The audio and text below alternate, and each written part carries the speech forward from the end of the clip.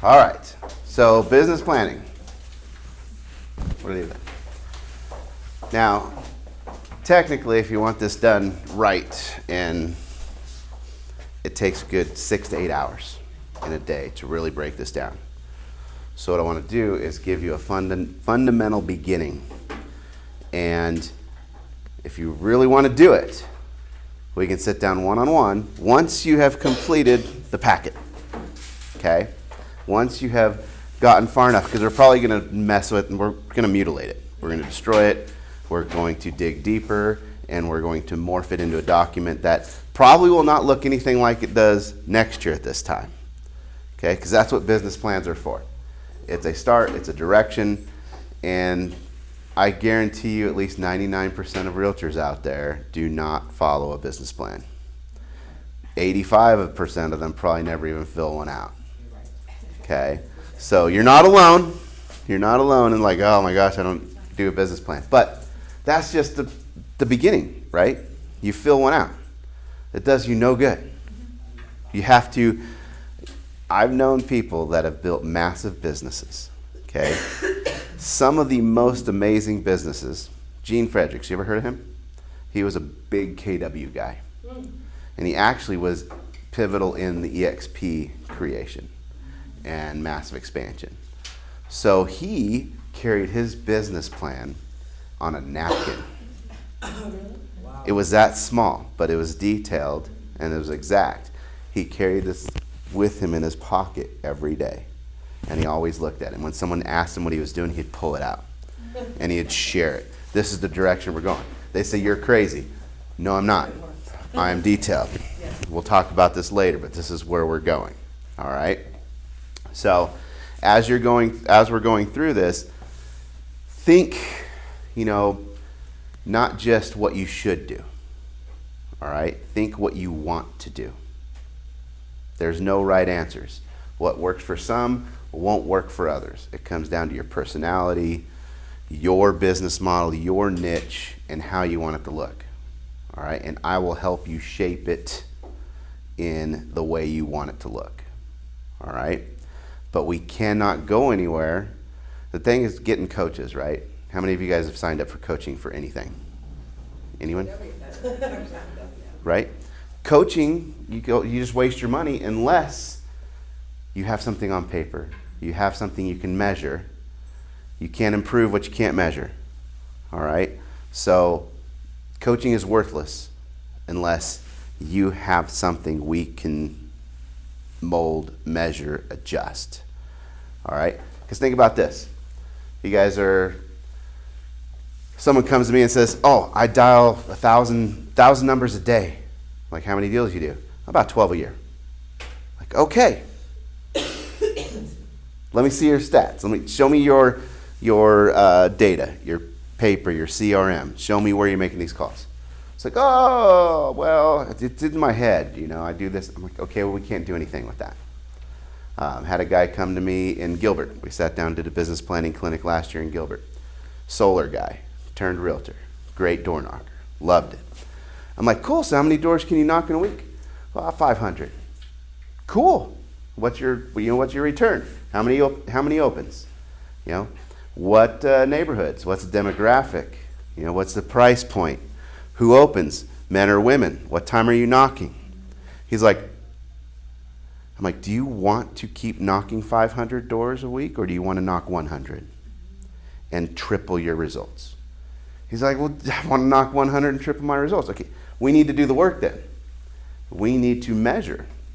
It's like, okay, which neighborhoods, what times, who's opening, what's your return? I'm going to need you to track that over the next 90 days. And we're going to find a pattern. And then we're going to pinpoint the neighborhoods and the times and the doors to where you're spending more time on your business than in your business of walking around neighborhoods aimlessly. That's what business planning can do. Focus, direction, getting rid of the 80%. 80-20 rule. 80% is cool, but it only yields 20% of your business. Who would like to just throw away 20% of their business and keep 80% and only spend 20% of your time? That's what we're looking at.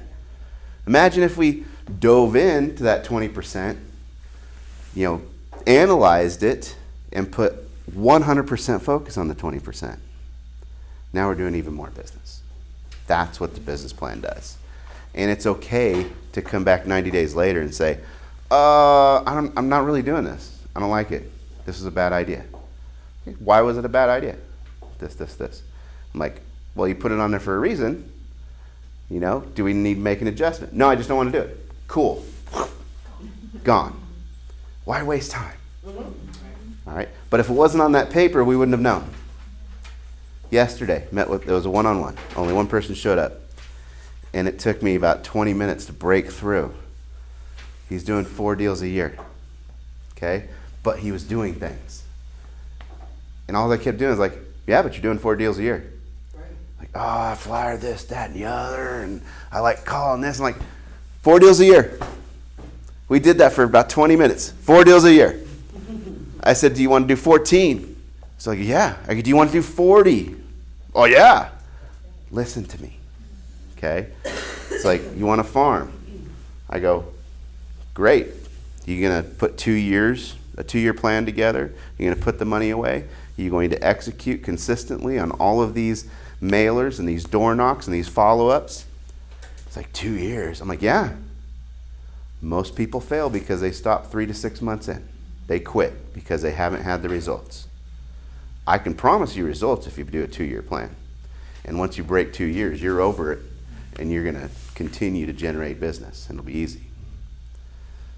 But everybody's like, well, they farm and they do great. They build their whole business on farming. Their GCI is $500,000 a year. I want to do that. No, you don't. Right? Some people are wired. Some people fully committed. Great, we can build that business.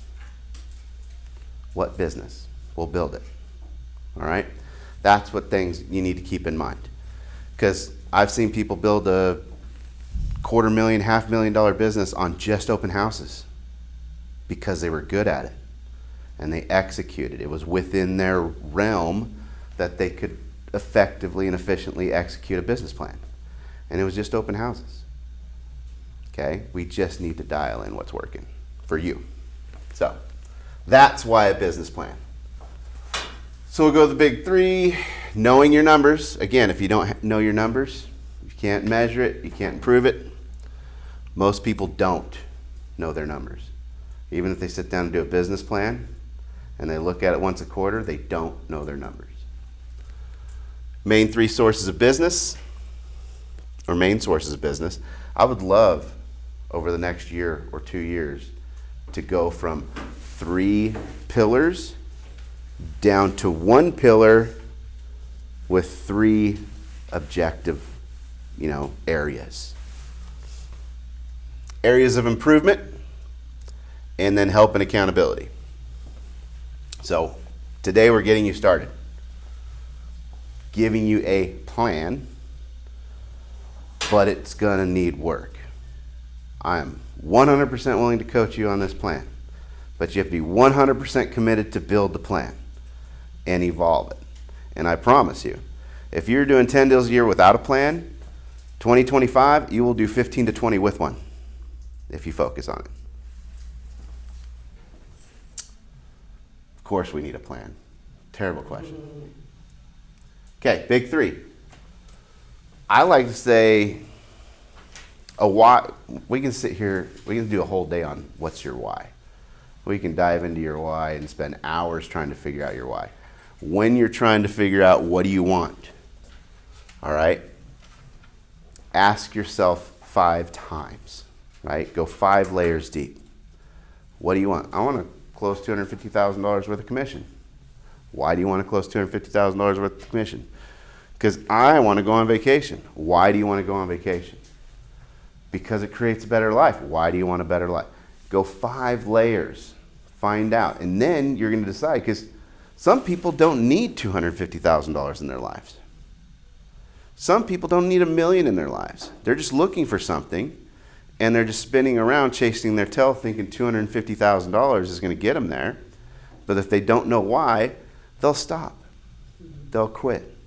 It's like, I want to close 12 transactions. That's great, but once you close 12 transactions, what are you going to do? Nothing. You're going to fall off. You're going to stop working. You're like, I made it. And then your business is going to be back here again, rebuilding. So find the whys, because if you find the why behind those 12 transactions, it's going to drive you to do more, and you won't stop. Again, if you don't know your numbers, you don't know your business, this is Business Development 101. So let's jump into it, okay? Jump to this page.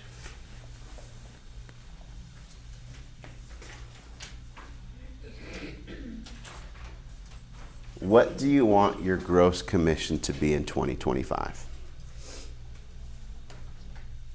Don't get skimpy, because you're going to laugh at how simple it is to get there when we break this down. I'd like to do 100,000. I hear a lot of agents saying 100,000. That's not a lot. I was thinking 2 million. Is that like way over the top? Put it down. You said To bring in, I'm sorry, maybe I didn't hear the question. Gross commission that you want to close. I want to close. Okay. I thought what I wanted to know. Yeah. Gotcha. Okay. oh, And yours is you got a different model too. You got more moving parts. So when I'm we thinking get, just agent right now. yeah. So what's cool is we can create a plan, agent, business development, all these different things, and we can build that out because you have multiple sources, right? Some people look at, it's like, well, I'm a realtor, but I'm also an investor. Sweet. Okay. So let's build a line for your real estate part and a line for your investment part. Okay. If you have multiple businesses, we can build that out. So think of what your gross commission is going to be. All right. Everybody write a number down in that gross commission box.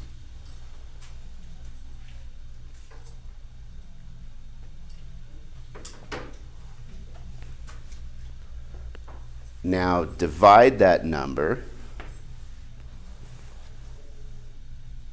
by 0.025.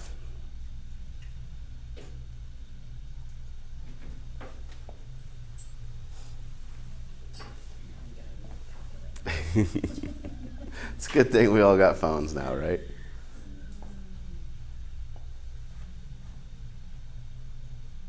I'm sorry, 0.02. 0.025. We're just going to go with an average 2.5% commission. So 400 Yep.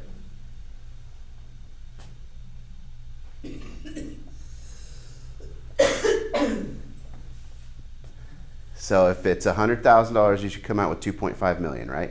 But I upped it to 150. Okay. Now you make me feel really. Trust me, when we get this broken down, you'll be like, oh, okay, I don't have time for this.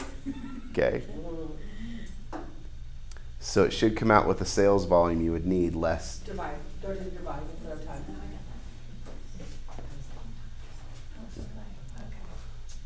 So divide 150,000 by 0.025 should give you your sales volume.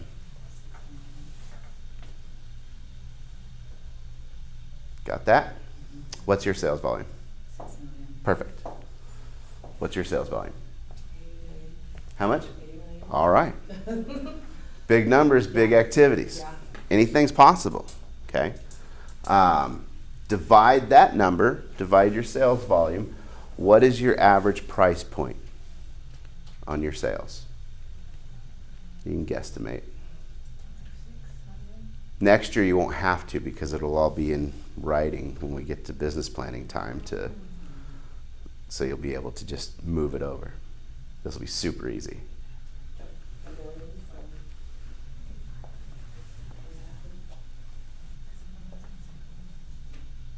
So divide your sales volume by your average purchase price. That should give you transactions.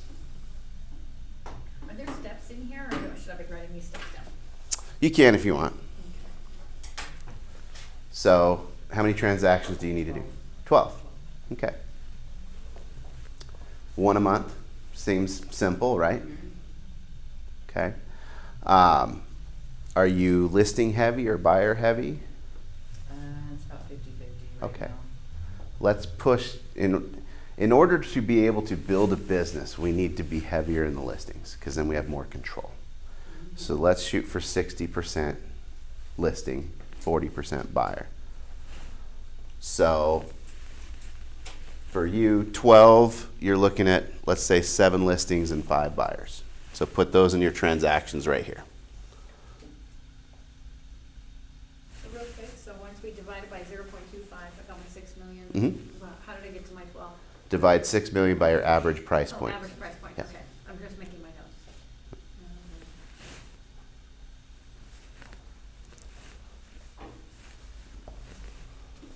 All right, so everybody got their listing and buyer numbers? Okay. So they say 40 business conversations will yield 1 closing. Sounds simple enough. I need to have 40 business conversations per closing, right? So multiply 40 times the number of transactions you need to do.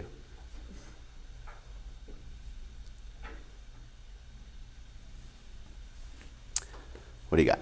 480. Okay, so you need 480 conversations to yield those transactions in a year. Okay, That's huge. Mine's big. all right, we're gonna have to freaking build the activities out for it.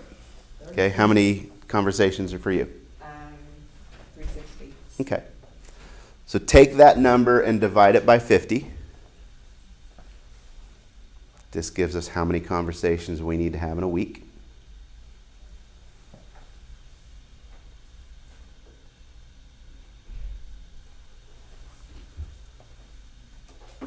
And then divide that by 5. Because someday we will be working 5 days a week, or 4 days a week, 4 hours a day. Bless you. So how many daily conversations? Almost 2. Almost 2? 2? I think mine's off. I got 3,200 conversations, and then I divided it by 2. I got 1,600. Is that 3,200 total? Yeah. Divide it by 50. Oh, so 1,600 a week? Right, 1,600. No, divide it by 50. Oh, So, divided by 50. yeah. Oh, okay, that makes Yeah. sense. So 32. 32 conversations a day, I think. We redo it. I'll be right there. All right. So 2 conversations a day. Can you handle that? All right. When I say that, you're like, I have a lot more than that a day already. I got this now. Why aren't you hitting that goal if you're having that many conversations? Right? The key is focused business conversation.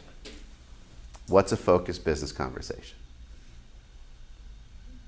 Focus on real estate. Real estate related. Okay. Easy definition. If that conversation prompts you to either add this person into your database, into your CRM, if they're not in there, or if it prompts you to put in a note in the CRM for that contact and schedule a follow-up, that is a focused business conversation. It does not have to have anything to do with real estate. Doesn't. It can be great if it does, because that means you're closer to doing a deal. But at the end of the day, we're trying to nurture relationships and push them down the line to where they're either closing or referring deals to us. The best notes we can put in the CRM is Johnny's graduating this summer and he's trying to decide which college to go to. It's like, ran into this person, had a quick conversation. They're excited about the graduation and the colleges they're picking. This was in November, right? So you schedule a call for maybe April or sooner and say, ask what college Johnny picked. That's it. You wake up April 8th, CRM, Here's my task. Oh my gosh, I get Johnny. I'm going to call. Find out. And they're like, oh my God. Nobody they talked to in November remembered until they posted on social media, all right, about what college. But because you reached out Right. in April, like, she listens, she cares, she's the greatest agent ever. That's it. That's how simple this business is. All right? I've had agents, every agent deals with this. Okay, number one, they don't put stuff in the CRM. They don't work the CRM. All right?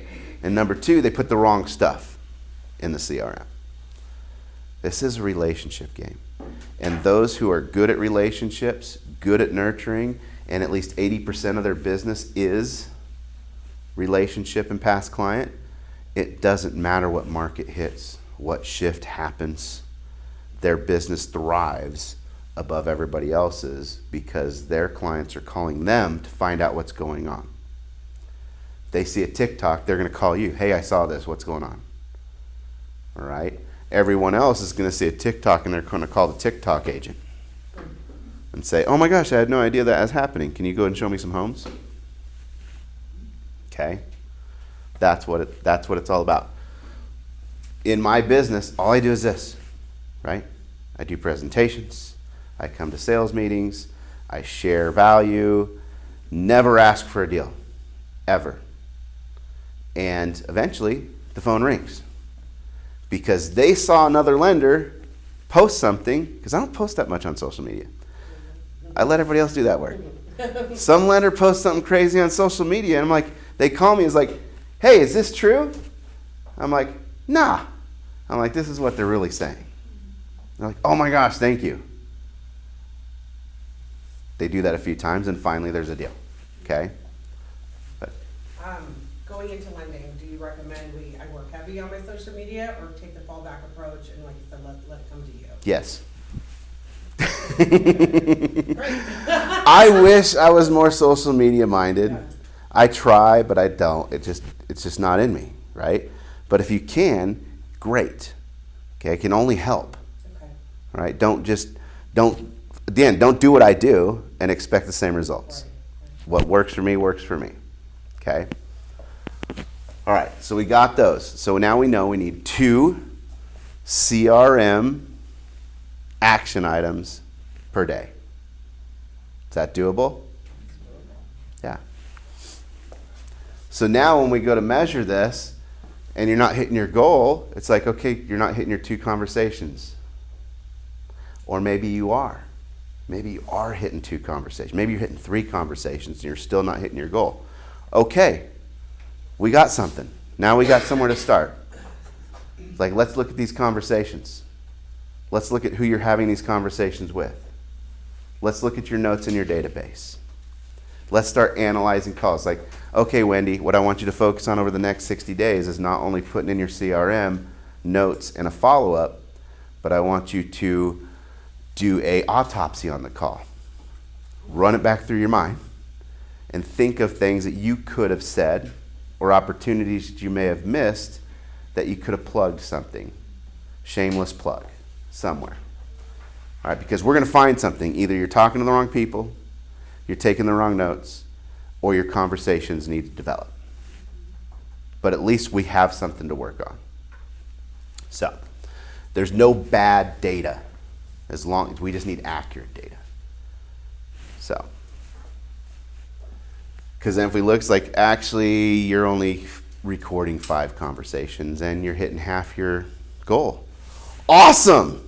We just figured it out. You are on. We just need to increase your conversations. Everything's working. So, let's go back. So now we have our conversation total. Now let's go here. Flip to the activity and ratios.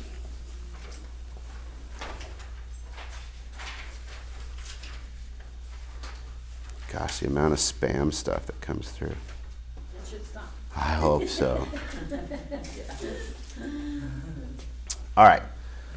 So percentage of listing appointments that result in listings taken. What's your listing percentage? When you go on an appointment, they usually say yes, right? That's awesome, right? Your percentage pretty high? Yeah, you go on a listing appointment, that's a slam dunk. I'm going to list this house. Cool. You're not growing. Okay? It's cool to have a 90 to 100% listing taken percentage. But what that tells me is you're only taking the teed up shots. Right? There's plenty of room for improvement. Now we need to add some avenues to bring you more listing appointments outside of your network. All right? Because if we are outside that network, we're not going to get them all. Some of them are going to be colder. We're going to have to work for them. We're going to have to build that presentation. So we want to shoot for a listing percentage in the 70s. Like, oh, that sucks. No, it means it's great. Great if you're getting listings. Not so great if you're not getting that many listings, because then it's telling us that you need a better presentation. See how cool this is? Like, we could do a forensic analysis as long as we have data. We can fix things. Yeah, because I can argue with you all day. It's like, well, you need a better presentation. Oh, I got the best presentation. Okay, but if we have data, data says otherwise. So 70% of the listings appointments you go on are taken. How about closing them? They usually close. Okay. Markets shift. Things happen. Things happen to your sellers. Sellers turn into Godzilla. Okay. Healthy business is more like an 80%, because wouldn't you like to fire some of those people? When you're running at a high level with a business plan and you have expectations and you're closing enough, it comes to quality of life and quality of business. And you're able to say, you know what, you're not meeting expectations, Mr. Seller. I think we need to go separate ways. And you can fire them. Right now, if we're doing less than $6 million in, production, we don't want to fire anybody. We can't afford it. Okay? So 80% listings taken. Some will price high. Something will happen or they just have to take it off the market. And again, some will just be the seller from hell. This number is interesting. Since August, this should change.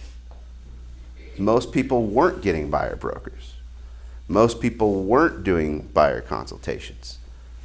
So they'd sit down, have a mediocre consultation, meet with them, and then go out and show homes.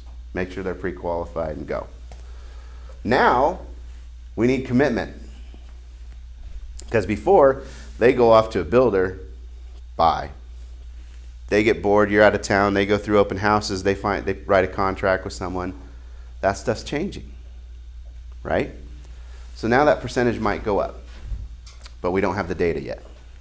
So we'll see. So for now, we'll put 40% of your initial buyer appointments, and these are who has a buyer consultation? Good. You almost need one now, right? You got to know your stuff to get them to sign that sucker. Okay? So 40% of your buyer consultations will close because, let's face it, some people change their mind, some people disappear, some people rent. It's different from listings. We know conversations per close is 40. Oh, how many conversations can you have in an hour? Yep. I know where I'm at. Right. Let's say you blocked an hour a day.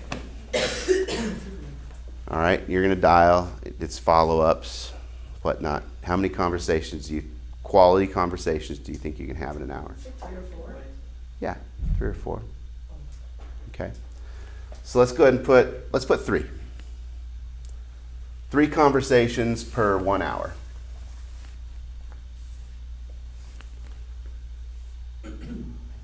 So that tells us if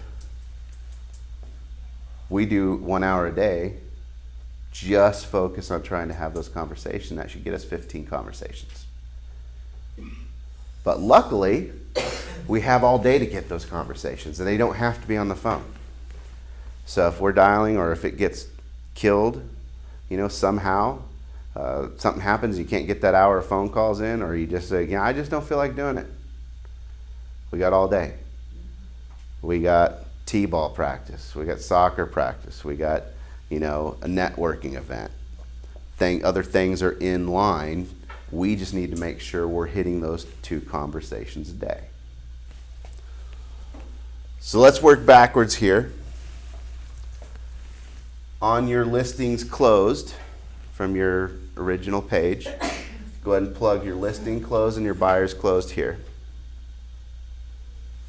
So you had 7 listings and 5 buyers. Punch those in.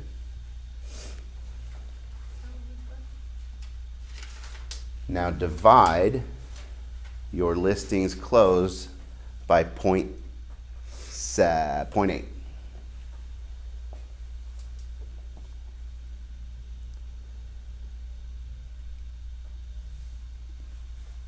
And that should give you a listing, how many listings you need to take.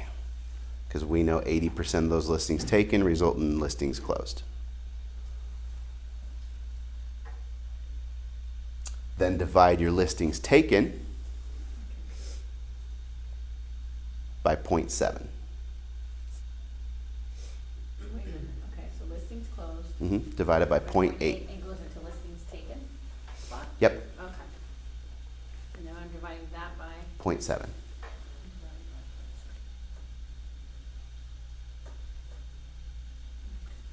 And that should give you your listing appointments.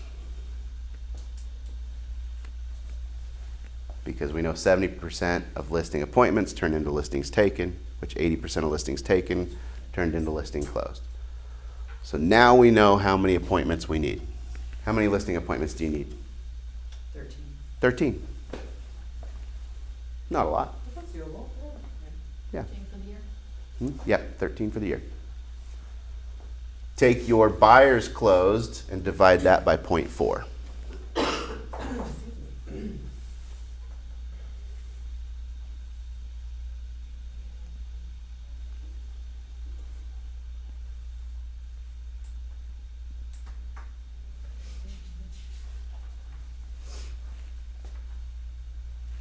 How many buyer consultations? 13. All right, so you need 26 appointments a year. That's not a lot. 2 conversations a day, 26 appointments a year. You had some big numbers. How many? Yeah, I don't know if that applied to me, so I didn't do the math on that one. All right. I'm transitioning out of real estate into lending, so I'm just here to learn the business plan of it. Is Okay. there, would this apply to me? Should I do the numbers? You can. Okay, good. So if we put listing appointments down here, So I had 12.8 a day, I'm 64 a week. appointments? Yeah, 3,200 a year total, 64 a week. Yeah, I think you're off. Oh, We'll have to well, redo goodness that. gracious. When you break this down, it's going to come down to like a quarter of an appointment a week, which means 1 appointment a month on both sides, for you especially. All right, we don't need to go that far because we're not going for 60 million. This is to show you how much more you can do. Because honestly, as real estate agents, the effective hours you work in a week, most of the time is under 20. Okay? If we worked an effective 40, holy moly, production would be going through the roof. But we can't label it effective if we don't know what your activities are supposed to be and if you're actually doing the activities.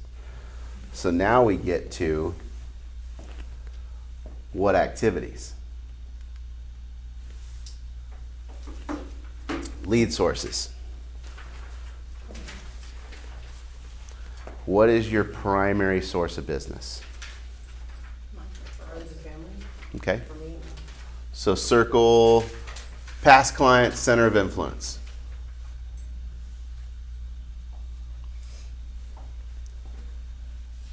What else? What else do you generate? Expireds. Hmm? Expired. Okay. This is a couple years ago. But Yeah. So for you, circle expireds and FSBOs. Make that one. Any farmers in here? Like 2020, I think it's in farming. Is that on here? Oh, okay, cool. So we want to start with 3. Over the time, we're going to whittle that down to one major, and we're going to break that down deeper.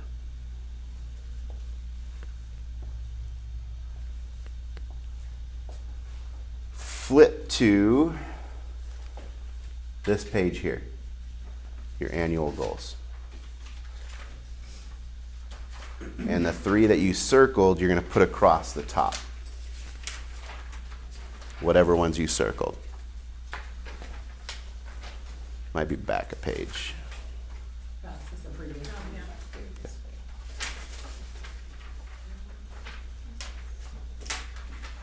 All right.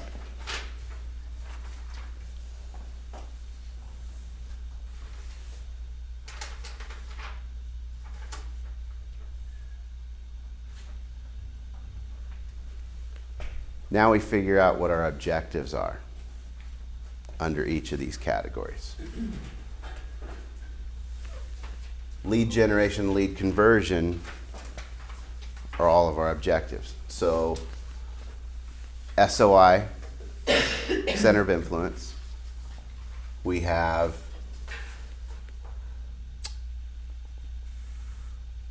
drop buys or pop buys. That could be an objective under your SOI.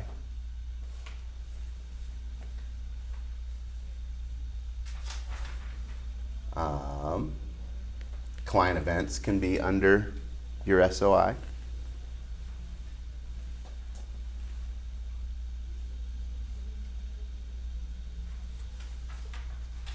Social media can be under there.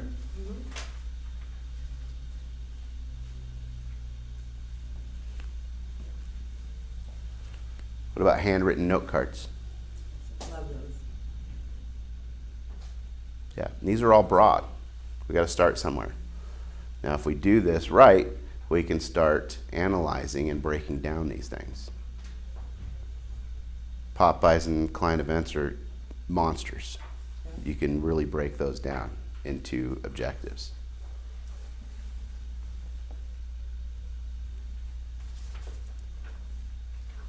What else do we have for objectives? Open houses. Open houses, yeah, like I said, you can build a whole business on that. So let's go down that road for open house. Door knocking, that's an important objective in open houses. Circle prospecting. Social media for sure. Print media.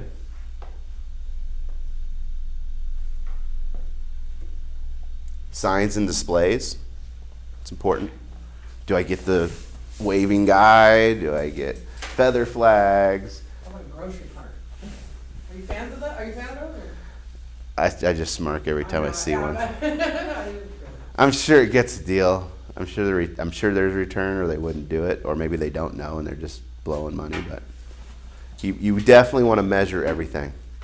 If I'm going to spend money on grocery carts, I'm going to be asking everybody where they found me. Like, oh, I found you on a bus bench. Cool, right? Because then it just becomes an investment. It's not an expense. Because it's like, oh, well, I'm getting 2 deals per 20 bus benches, and that return is actually 40%. Like, so let's go 60 bus benches because it makes sense. But then you got to think, where are these bus benches? Next level will be, oh, I got you on a bus bench. Cool, which one? Now you know what area is yielding your things. If it's only one certain bus bench, that's going to lead to all kinds of stuff, right? You can narrow it down, heck yeah. Absolutely.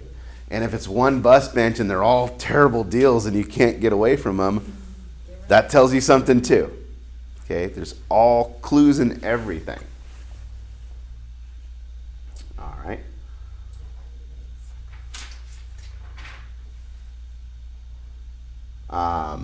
What's another one? What was one of yours? Social media, handwritten note cards, and print media. That's all I got. Okay, what are your 3 objectives? You got past clients, Past clients, circle of influence, and relocation. relocation. Nice. Very A nice. lot of referrals from relocation. Okay, what are some objectives we can do for relocation? I put social media Okay. and handwritten note cards, Mm-hmm. because I send those out to other realtors. Yes. And then, print media, Okay. some relocation guides. Yeah, for sure. That's all I got. How many relocation companies do you work with? Not companies, I actually do with agents Mm. from other brokerages, from our brokerage, from other brokerages. Very So cool. connected.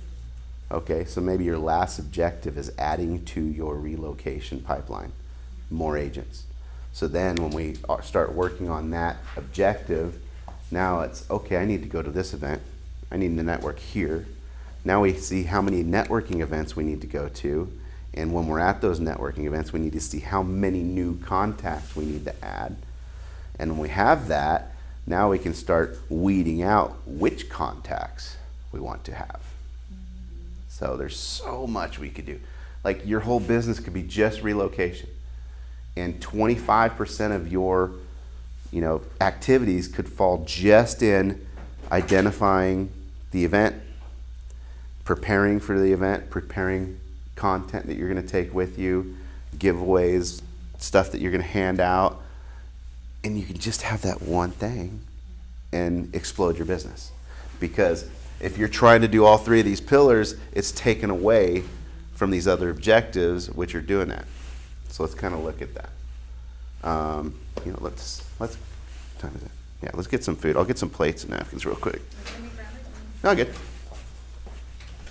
Fill in that chart. If it's not filled in, keep filling in. Full chart.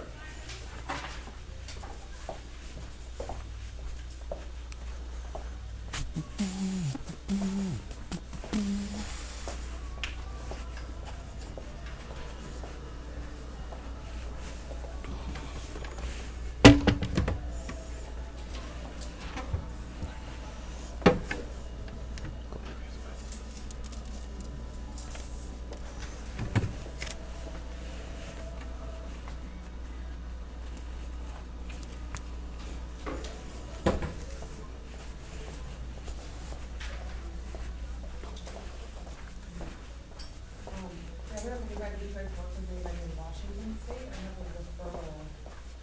No longer will see my aunt to sell your house in Kingston, Washington.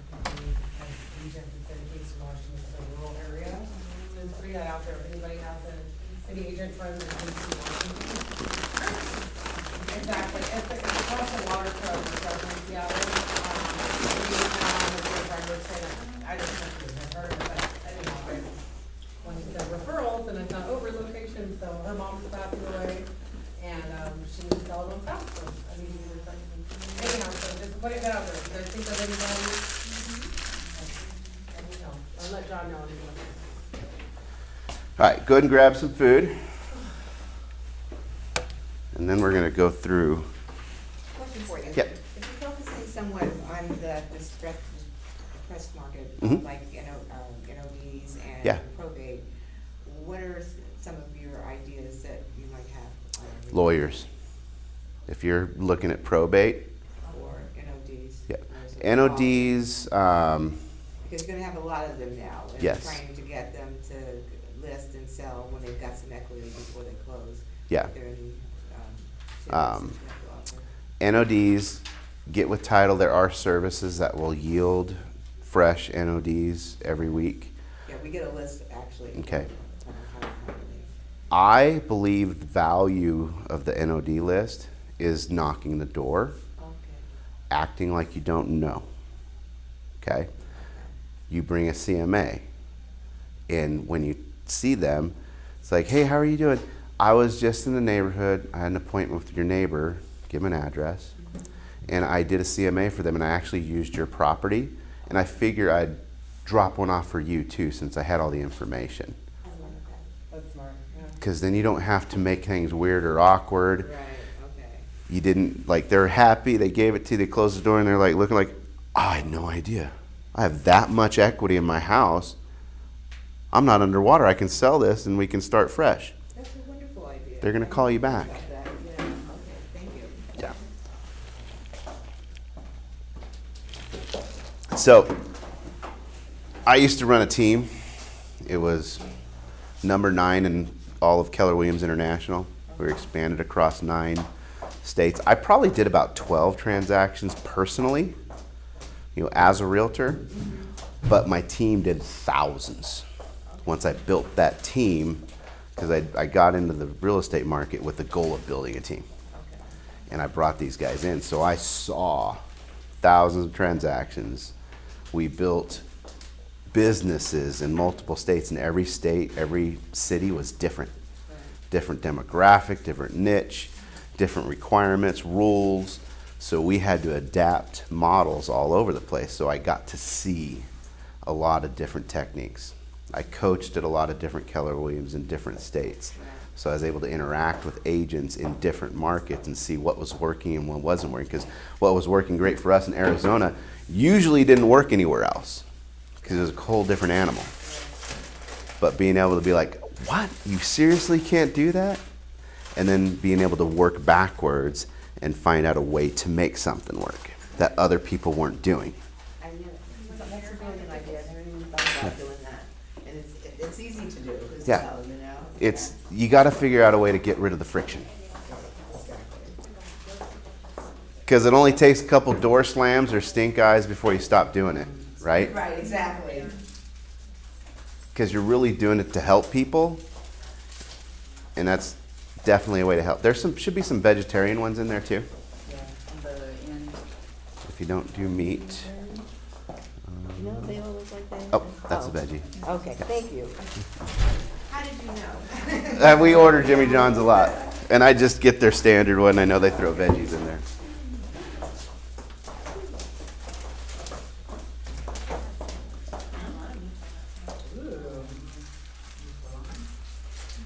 All right, so let's kind of go through this, just kind of give you an example. So farming, direct mail, right? There's always direct mail in farming. When I said 2 years, I meant 2 years. You've got to have a marketing plan for 2 years. What's going out? Now it can evolve, you can adapt. Some things aren't working, you can adjust, but you need to commit to 12 mailings a year. Whatever you mail something. It's the continuity. Door knocking. You have to door knock your farm. If all they see you is on print, that's not enough. All right? Sometimes you could mail the print, sometimes you could hand out personally the print. Jeff Glover, he's a coach. One of my favorite coaches because he's still doing the business, right? His team lists 1,000 listings a year out of Detroit. I mean, it sucks, right? 150,000 a pop, Some are really crappy, some are little lands, but 1,000 listings a year. Does a lot of FSBOs, expireds, canceleds, does a lot of open houses, but door knocking is the sweet spot. One of the things he talks about, he has something called hybrid farming, which I like because it takes circle prospecting, social media, and the actual farming all into one, and it expedites your entrenching into the neighborhood. And one of the things was social media.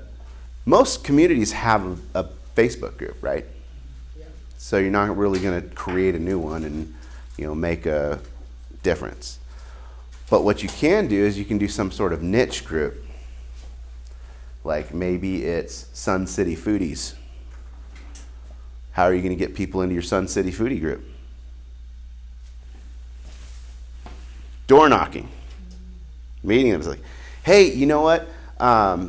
I just started a new group for the community because I feel like we're lacking. I'd love to hang out with people, and one of my passions is food, so I started the Sun City Foodie group. Do you love food? Oh yeah, we love food. Cool. What I'd like to do is build this out so we can get a bunch of people together, bringing foods, going places to eat foods nearby or whatnot, and just hanging out, having fun. There you go. That's huge, because if you can get engagement in social media within your community, it's way more than mailers.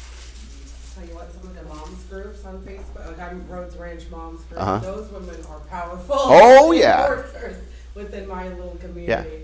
no, for sure. It works. Open houses. If you're farming, you should be on alert, especially now you got to do it within the brokerage, but if someone from any of these Realty One Group offices put a listing in your farm, you need to be on the phone. It's like, hey, when can I hold an open house? You want to do every open house possible within your community. FSBOs and expireds in your farm, go do an open house. Even if you don't list it, go do an open house, because the goal is signage. The more people see your signs out, the more they think you are the listing agent for the community. Because crazy thing about buyers is they would never understand why you would go hold Wendy's listing open for her. They can't wrap their head around that. It's like, that makes zero sense. So if they see you in an open house, they think it's your listing. Right. So, There's one on our group, you've probably seen it in our Realty One group, that the same address keeps popping up, they need agents to host open houses. Uh-huh. It's something Bloom or Bluff. Cherry, is it Cherry? Oh, there's one here in the Summerlin office, like that Cherry. Just put it out there, go on the group, if you guys could do open houses, there's, an Yeah. agent keeps reposting it, so she needs help. yeah, something we'd expand on in this open house in your farm would be using your CRM to segment the database. So when you do an open house in your farm, and everybody that comes through and registers, and you add them to your CRM, you add them to that open house group. So every time you do an open house in your farm, you pull up your database and you send it out to everybody who's visited an open house in your farm. Okay, if there's texting abilities, mass text, it's great, because they might not go, but you hit them enough times with a text saying, hey, would love to see you again, I'm hosting another open house. Now it just keeps ingraining in their mind that, oh, she is definitely working this neighborhood. I'm not calling anybody else. She's the one that has all the listings. Okay? And it's perception. It's all perception. Community events. He used an example. Someone didn't even live in the community, but he hosted a pool party at the community through a relationship with a homeowner that he built while door knocking.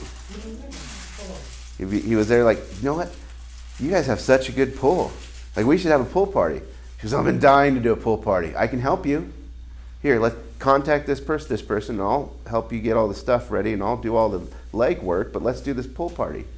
Now all of a sudden, the person didn't even live there, have any access, but was able to do a community event, even in a whatever community, if it was hard to get into, if it was a tough HOA. So these are things we can expand on. Movies in the park during spring. Sometimes summer it gets hot though. Well, the sun goes down, it's hot. Yeah, those are great. Easter egg hunts, all kinds of stuff you can do within the community. It's not just this. People think it's just this. They don't go down there. Like, someone will actually do a year of mailings and get one listing and get upset when they see other people's signs go up. It's not just that. FSBOs and expireds. Dial platform. Cold calls. You know, what platform are we going to use? What data are we going to get? How many calls do we need to make? Direct mail. Absolutely. You know, FSBOs, expireds, I don't like calling them. So I'm going to figure out every which way I can touch them without calling them. Direct mail is a good one. Door knocking. This is like direct door knocking. So you got to make it look like you're knocking the whole neighborhood, but you only got 3 doors. Yeah. Park around the corner, walk, even hit the ones next to it, right? And I mean, maybe if it is a FSBO and someone does answer your phone, Excuse me. it's like, hey, you know, I'm trying to get a hold of so and so. They kind of list their house yourself. Did you know it's for sale? I had no idea. That's the biggest struggle with people trying to sell their house, and nobody knows it's for sale. Right? So you start a relationship with them. Now like, oh my gosh, so-and-so dropped by. I had no idea they're trying to sell their house. Then you hit their house. That's the one you did want to hit. So it gives you reasons, because nobody likes just door knocking for door knocking's sake and going with a script. So if we can create reasons to door knock that we can get behind, I'm a horrible salesman. Like, I have to be fully into this thing to sell it. So if it sucks, I'm just backing off. Like, I can't do this. I gotta do something else, right? So the product has to be good. I can door knock or whatever if I got a good thing to promote. Circle prospecting. That again. And open houses. Have open houses at these for sale by owners and expireds. When you're calling expireds, it's like, hey, why do you not think your home sold? Like this, this, and this. Like, you know what? I think it should sell. Why don't you let me do an open house so I can get some feedback, some real feedback for you? Like, I'm not listening. That's okay. Let's just do an open house, see what we can do. And then I'll give you honest feedback, and then we can decide. Then you can decide what you want to do going forward. So just go to work for someone. Bring value first. SOI nurture, pop buys. Pop buys are huge. Client appreciation events. I do pop buys except for November. I don't do any pop buys in November. Why is that? It's pies. Pies for everybody. Oh, nice. Yeah. So my pop buy list would be, let's say I got 30 people on my pop buy list. I hit it quarterly. So that means I'm only doing 10 a month. Get to November, I'm hitting all 30 with a pie if they want one. Nice. If I can get a hold of them and they say, yeah, bring one by, or if they're going to come to an event and pick up a pie, great. It automatically resets and shifts my pop buys by 1 month. So the people who got it in October, next year will get, not November, but December. So that way I can do the same pop buy every year for each, whatever month it is, but my clients aren't getting the same pop buy every year. So the people that got it in January this year will get it in February next year, and then March, because that November automatically moves. It took me a while to figure that out. It was hard to kind of get something that automated the movement of these people to make sure they were getting different Is stuff. that like in your CRM, or how do you keep, is that easy to keep track of? How do you do that? I actually I had a guy in India build an app. Of course you did. Yeah, that's sitting dormant, No way. but it was a full-on app. It told the agent when something went out, who it went to, what it was, and the agent could pull up their app and hit the button and call the client right then. Wow. So, Buffini gave me that idea. He already had that app, Cool. but I didn't want to pay him, so I built my own. Thanks, man. Client appreciation events, that's a monster, an absolute monster, because there's so much that goes into this event. What type of event? When? Who we're inviting? The actual invites, the call, the text, the direct mail invite, seeing up at the event, following up after the event, whether they came or not. That's 5 contacts right there, one event. It is the most value you can get. Social media, following your SOI, you should definitely have everybody friended in your SOI on social media, following what's going on in their lives, because again, the further we get that relationship moved down the line and build it, the better it's going to be. And some people don't belong in there, right? But if we're not keeping track, I give everybody like a year. If I'm not getting any engagement at all, I just kind of move them to the other category, because we don't want to work and do extra things and spend money that's not going to move the needle with someone. And not every, I mean, even the person you think would be the most amazing referrer may suck at it. All right? And we either move them over, or it's like, okay, I need to put them in position to refer me. Like, I'm going to stop sending pop buys to their house because they don't tell anybody about it. I'm going to go to their job I'm going to set it on their desk, and everybody's going to ask them about it. And then that person might get you 3 referrals from that one pop by, because once someone asks them, like, oh my gosh, it's the best ever. They don't shut up. But they just don't know how to promote you. So we don't want to just kind of wash our hands. We want to ask questions. Like, okay, if we did this, then that. Point. We moved from Zillow to pop buys, to events, stuff like that. Because we realized, all right, person has to be at a certain level of trust to sign a contract with you and work with you. Like, okay, you need to be at a trust level 6 or 7 to even start down the road of closing a transaction with us. But when we were dumping tens of thousands of dollars a month in Zillow, we were getting level 1 and 2 trust. We were buying level 1 and 2 trust leads. Like, well, this sucks. It's like, what if we could just dump the tens of thousands of dollars into level 7s? And it completely changed our business. Because now when we were recruiting agents to our team, we didn't offer leads. We guaranteed them a deal if they were the right person with the right personality and they actually had relationships. It's like, you'll close one in the first 90 days because this is what we're going to do. And all we did was we recruited databases. Like, okay, this is a great relationship person. We're going to bring them on our team. We're going to hit their database. At first we started doing the pop buys. We'd put them in a box and hand them to each agent ready to go deliver.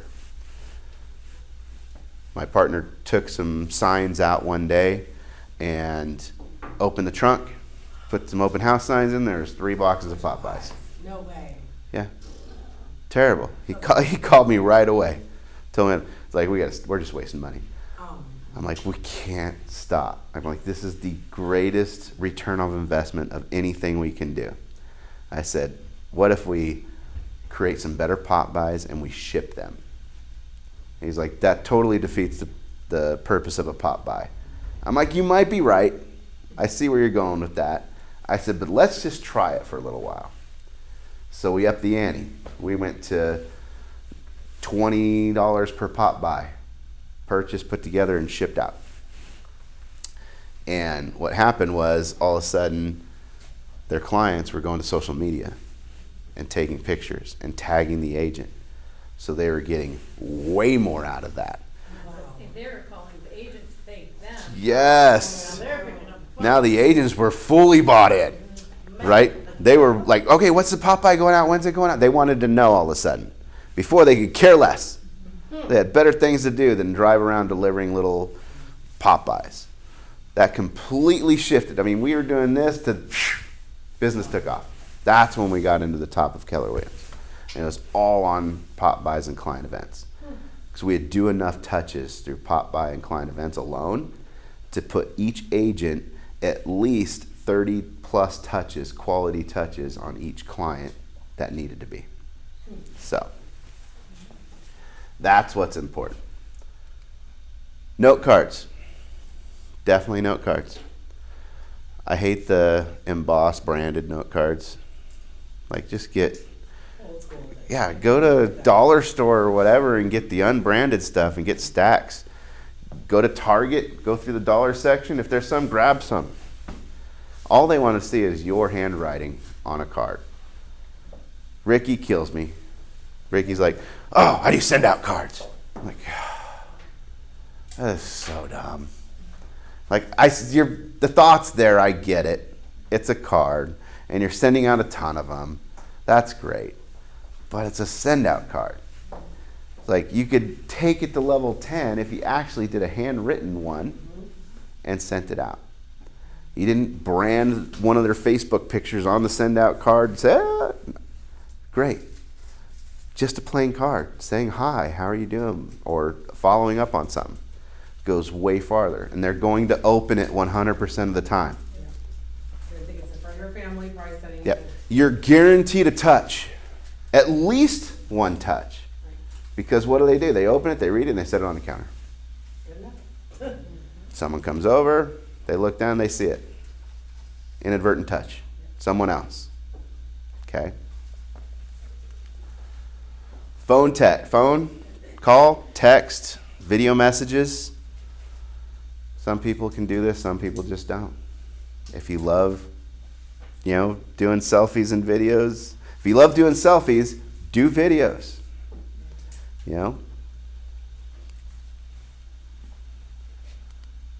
So let's say, got this done, at the end of the year we're going through, and you can say that, okay, 2 of the deals came from farming, I know that.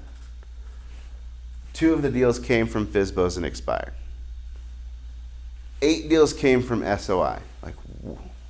Right? That's good. But most of my time is going to these FSBOs and expireds. I'm just grinding on this. And I got 2 deals. This is not like farming.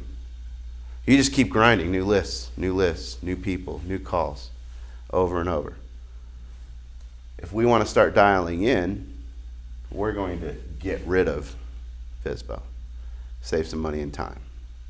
All right? Farming, that's par. Might be par, so we might keep that and keep it going with our SOI and nurture. But there's so much here in this SOI and nurture that if we actually put more time and dove deeper into this, that we could flip that. So let's say we did, a year from now, we're sitting down and we decide, you know what, I'm going all in on SOI and nurture. It's more fun. I'm enjoying that more. Let's build this out. So next year we sit down, it's like, okay, we're going to do 3 focus areas under just SOI. All right? And we're going to build that out. Popeyes. All right. We need to get real intentional on scheduling. All right? The scheduling, we need to be able to order ahead. We want to have our Popeyes ordered and put together for October in September. Most agents that do Popeyes see a post in October, like, oh, that's so cute, and they run out and spend all this time over 2 weeks trying to get everything and get it out in time for October so they could look cool too. That sucks. I can tell you right now, especially doing it for a lot of people, trying to get enough. Because then stock goes out. It's like you get a lot of stuff online. Did you know you can go online to Dollar Tree and order that stuff and not have to go in? Yeah. And you know what happens? Unless you order that stuff well in advance, it goes out to the stores and it's gone. So you go to Dollar Tree, order that stuff. September, you're ordering November stuff. Gets to your house, it's in boxes, cool. Let it sit. You don't need to put it together yet, but at least you have it. But in your schedule, you need to know when it needs to be put together by. If we're doing all of that stuff back here, you don't have that much time. But when we identify where the business is coming from and what could be better, now we're doing schedules. Okay? Group management. Like I said, if I got 30 people in my A+ pop buy list, my A+ SOI, I know I'm doing 30 deals. If they're the right people. Group management is, okay, how many conversations, let's analyze the conversations and interactions I've had with this person. Number 1 in Group A. All right, I think we're right there. Let's keep going with them. Let's maybe person 2 in Group A, we've had great interaction with them, but nothing for 2 years. But it's like, gosh, they won't shut up when I'm there. Now he's like, okay, let's try dropping by work. Let's put them in a position. So group management, cleaning it, adding to it. Measuring your return. Follow-up.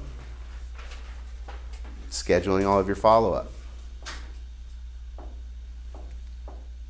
And then adding to groups. Part of your business plan could be, I need to add, because we know 1 person equals 1 deal, all right? If we want to generate so much more the following year, and let's say we're at 30, and we want to up our business by 50%, so we need to add another 15 people to the list.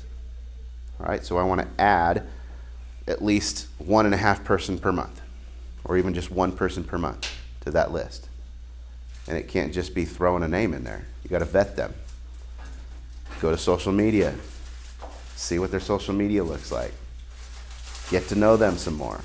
You know, see who they know. If they are a good candidate, throw them on there, start nurturing. But you're always measuring return, and if it's just not working out, take them off, add someone new. Client events, scheduling in advance. Client events definitely need to schedule in advance. Even if you're doing like a Easter egg hunt, find a park with a ramada, call in advance, book that ramada. Doesn't cost much, but you have to reserve it. You want to do it at least 3 months ahead. Doing a movie event, get online and look what movies are coming out months in advance. You know, it's like that one can move. You want to find a really good movie, you know, just find it and then plan the event for that month. But scheduling is key. And what type of event, what part of the season? Easter egg hunts, obviously the spring, pool parties, booking one of those little aquatic complexes with a water slide and maybe a splash pad. You Or know. even a community that's got its own personal pool inside there. Yeah. You know, reserve that. Mhm. Not the HOA. No, that would go two ways. So like like I said, farming was bringing two, we could have farming right here too. And that could kind of help both. So you can invite your people to this community event that you're farming. Yes. So, Double time. and the cool thing about community or client events, well, when we would do them, they'd be massive. Like we'd have hundreds of people at these events. Each individual agent might have 8 people that came. But that person that came to see that agent looks and sees hundreds of people and they think they're all here for them. Cool. So it gives you credibility. Invites. Okay, maybe you want to schedule your texts. When do I need to send a text? When do I need to call and invite? What type of print invitations? These ones, let's get fancy. Sometimes you do a golden ticket. If it's that type of event, you know, make it special. That you can, because there's not a ton of them. Because if we half-assed this in year 1 and we got 8, imagine if we got real intentional. All right. Housewarming. It's like, okay, let's add some housewarming parties to this. That's a good client event. Builds my database. I could end up with adding people. If I did a housewarming party a month and we got 10 or 12 people to that housewarming, you think you can add one person from that housewarming? You can connect with one person and add them to your list? Add to your invite list. How many more people can I add to that? Social media. Likes and comments. How many likes and comments do I need to do a day? That's a thing. It's measurable.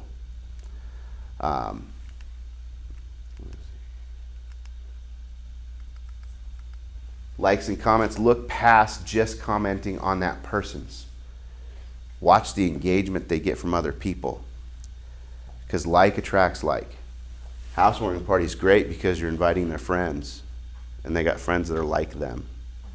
So you close the person for them. If you like that transaction, you're probably going to like a transaction with one of these people. And have them introduce you. Oh, that's good. That's good while you're there. Cool thing best part about the housewarming party is taking the picture of everybody at the end or during it Yeah? and sending the picture to each person that showed up, because they gave you the list to send invites out, so you already have the addresses of all these people. You send the picture out with a handwritten note card. It's like, it was great chatting with you. You're awesome. Glad you could make it. Maybe you remembered some things. Because if they're a person you connected with, you're going to have plenty to say in this note card. Then you can start building that relationship. So you have to just kind of look These gems, John. deeper, way deeper. Can I ask you, in regards to the likes and comments on social media? Mhm. Now, do you happen to know, like say it's a business page, like Bach Realty or whatever, Mhm. do they have those analytics if within the app, or is that something I? The only thing I use business pages for is so I can boost stuff. Okay, Oh, like paid ads? and Yep, I don't such? really promote much on there. I'll put pop buys and little things on there and auto feed stuff on there. Mm, But ultimately, everything comes from me personally I see. on Facebook. I know I can track, like, it'll pop up and say, oh, 5 new, Yeah. touch, or whatever. And that's 5 new great. Followers on. Not much business is going I'm to come just- from your I'm business lazy, page. So I was trying to think of, do they calculate it for me? No or not? matter how hard you work on that business page to get a following, you'll get way more business from personal. Oh, okay, that's good to know. Yeah. Thank you. So commenting on the people that they're engaging with. Someone comments on one of their posts, that was so funny, so and so. I totally agree. Doing that and then eventually adding them as friends. And then you do that later down the road so it's not weird. You just don't go friending everybody that they are common with. But it creates rapport on social media. Then you can start sending DMs. Not check out this house or whatever. It's, more personal type stuff, building relationships. VIP group. Better than having a business page is creating a VIP group for your clients, your SOI, people you've worked with, because you can do giveaways in there. If it's engaging and cool enough, people will watch it and they'll pin it and they'll follow it. So VIP groups would be good. Measuring engagement. And then another measure in the business plan could be adding connection from friends and circles.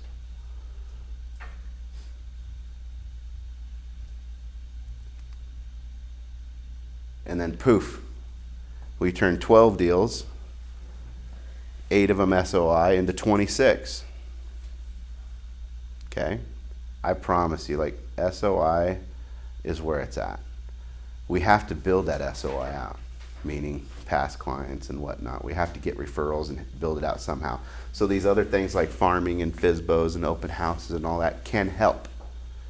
But once you get that rolling, like I said, doing a housewarming party a month, because not everybody's going to want to do it, but doing one a month will get you a new person to the list.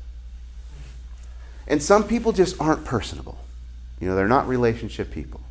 So maybe that FSBO is most of their business. The FSBOs and expireds and dialing, that's okay. There's success for all kinds. We just have to find it. We have to figure out what your success is. SWOT analysis. Anybody know what SWOT analysis is? Basically, it's looking at your business plan, looking at where your strengths are. All right, let's say farming.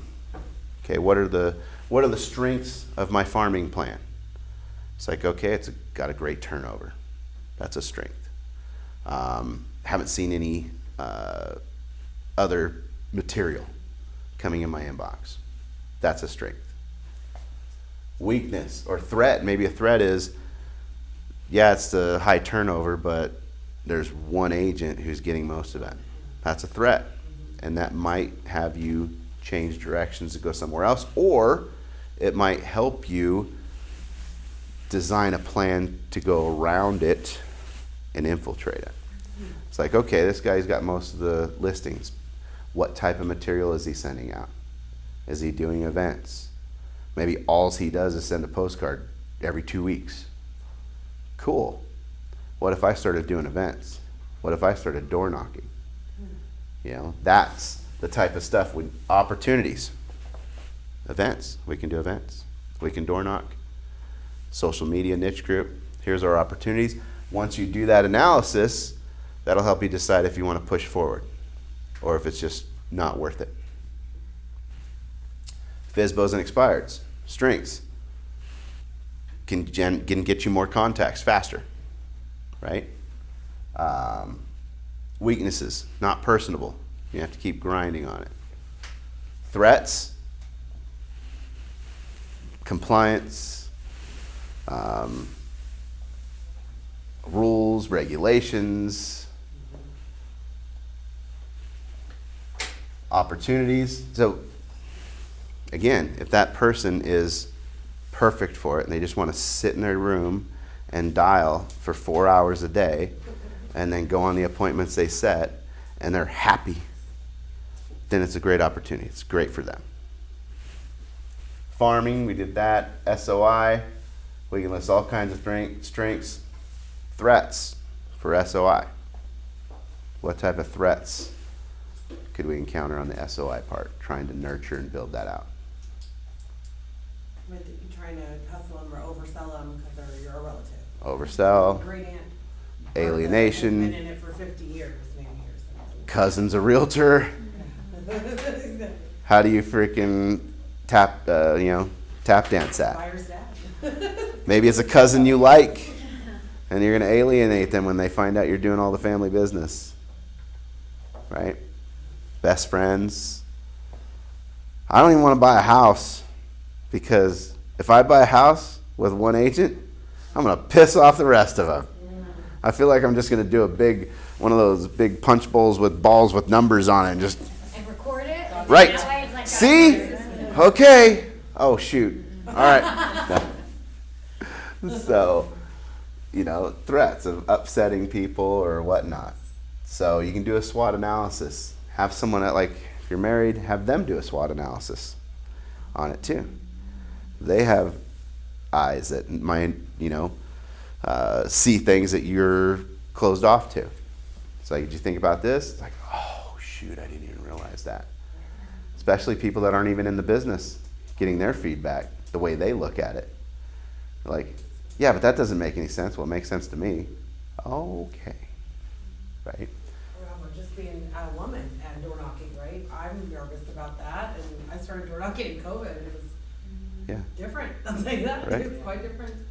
We have a hard time taking our realtor hat off to kind of think what a client or customer might think, and we overthink all the time. We get in our own way because we think, oh, they won't like that, or they won't understand that, or they won't want that, when ultimately it might be wrong. So getting a SWOT analysis for someone that's outside of the business is super valuable. So once you have that sheet filled out with all your objectives, you're going to start doing this, all right? Each objective, each focus would go up there, and your objectives would start getting dialed in right here.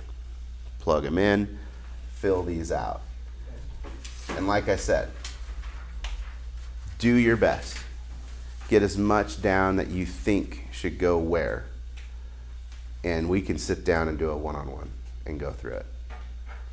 I don't want to help you fill it out. I want to have you put your mind on paper so that it's there. Okay, this is you. Now let's make sense of it. Let's mold it. And then I'm going to ask a bunch of questions. Like, why'd you do that?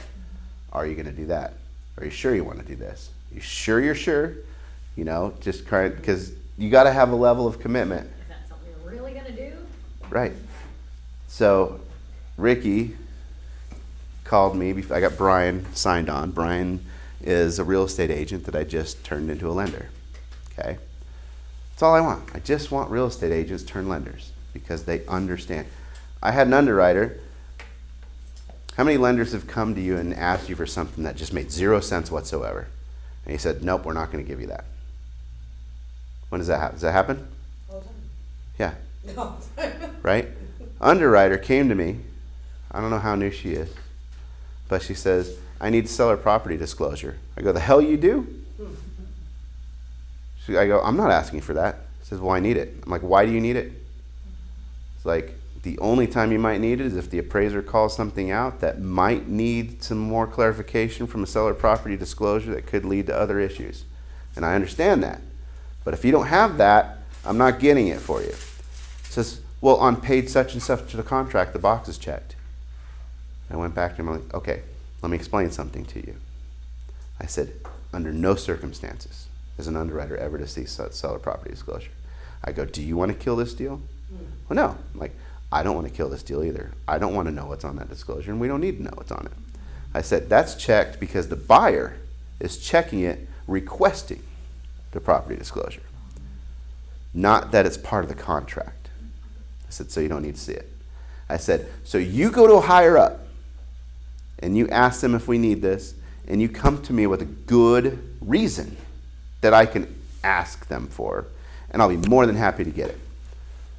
Email me back. Nope, those are waived. Oh, look at that. Coming from a real estate background, I know exactly what you guys are going to tell me. So I'm fighting the stupid stuff over here and educating underwriters, because I'm not going to look like an idiot, because I know it can kill a deal. So it's just a Pandora's box. That's why I only bring agents into my world, so that they could fight this at that level and keep agents and buyers and sellers and all that stuff out of the muck. So we want to bring Brian on. Ricky's like, well, Chris Harris, who's the CMG president over JVs, says, nope, he does no production. He's a realtor. I'm not bringing him on. He calls me one night, or morning. It was like 6 in the morning. Ricky calls him. I go, this isn't good. So I didn't answer the phone. I'm like, I'm not going to react. I knew exactly what it was. I knew exactly what. So I was not going to react. Took a breath. 30 minutes later, called him. He's like, hey, I'm having trouble getting Brian approved. Charlie's kicked it back 3 times. Said no. He goes, I need to know what your level of commitment is. And I just sat there and I said, Ricky, I said, I don't even know who Charlie is. I said, but F Charlie, F Chris Harris, and if you guys don't want to support me in building what I can build, I go, I'll go do it somewhere else. He goes, that's what I thought you were going to say. I said, so is that committed? He goes, you're committed. Monday, that Monday he's signed on. Okay? So that's the commitment you need to do something. If you're not behind it that much, don't do it. It's not worth wasting time and money and energy and taking away from what you should be doing, which you might not know yet because you haven't analyzed or built a plan that we can measure and find out what you really are good at, naturally. It's natural. The best lead gen is natural lead gen. That's it. So that's what we're trying to do with these business plans.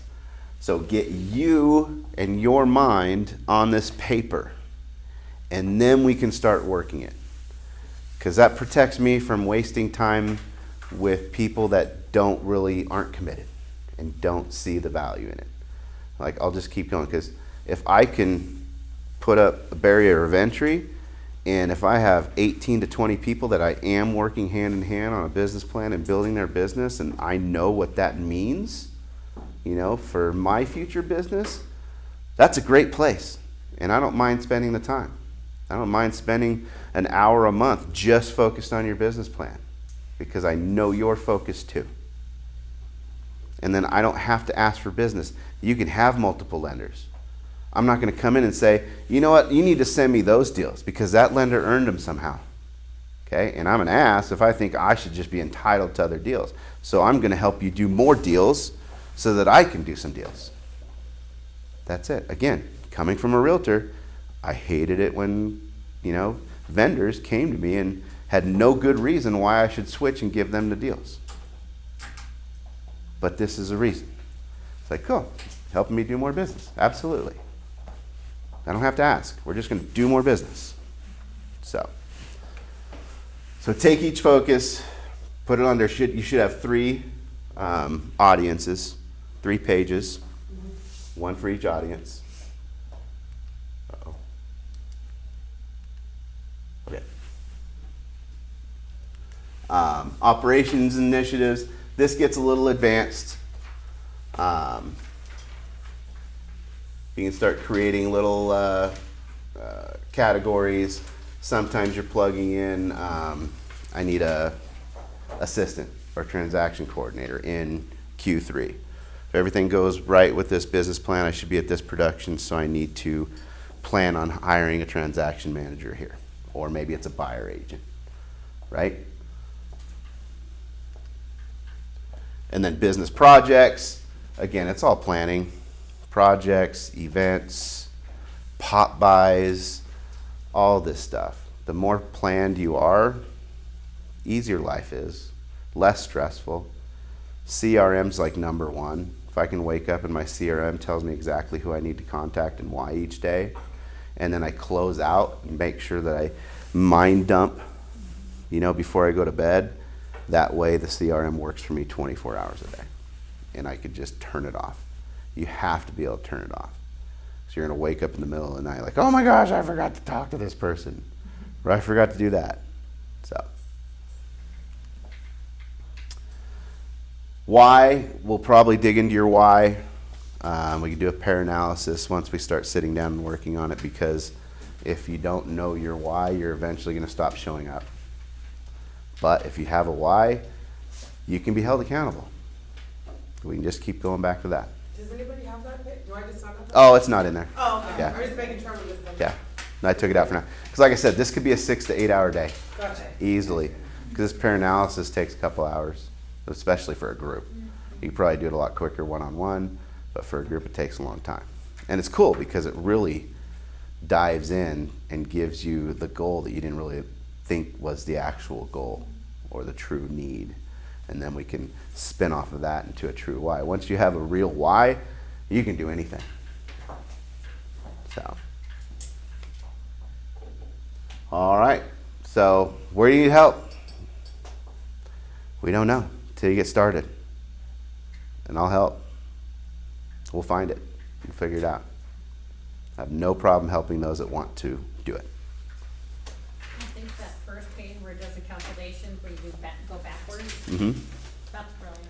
It's important because when it gets down to 2 conversations a day, you're like, what am I doing with my life that I can't have at least 2 conversations a day? We get overwhelmed, and we're like, oh my gosh, I need to do this, and then when you look at this, it's a little bit down, you're like, okay. Oh, you're doing over 40 hours a week in activity for sure. But effective hours, probably 10 to 15. Hourly wage for real estate agents should be gigantic. But we end up wasting most of it. Yes. And it's like, at the end of the day, wouldn't you like to have a business where you work 4 hours a day, 4 days a week? Oh, yeah. And you're exceeding your goals?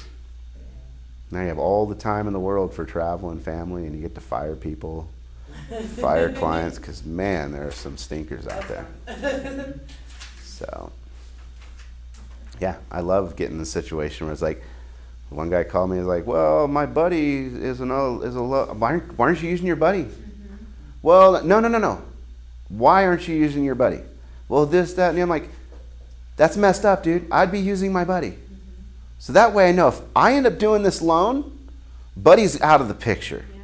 Okay, because I'm going to try everything to push him back to his buddy because I don't want to deal with it later down the road when he's leaving me in the middle of a transaction for his buddy. Okay? So you want to get to that situation where you're vetting them and you're pushing them away, that if they hold on, it's going to be good. So Well, thank you, John. you're welcome. Yes.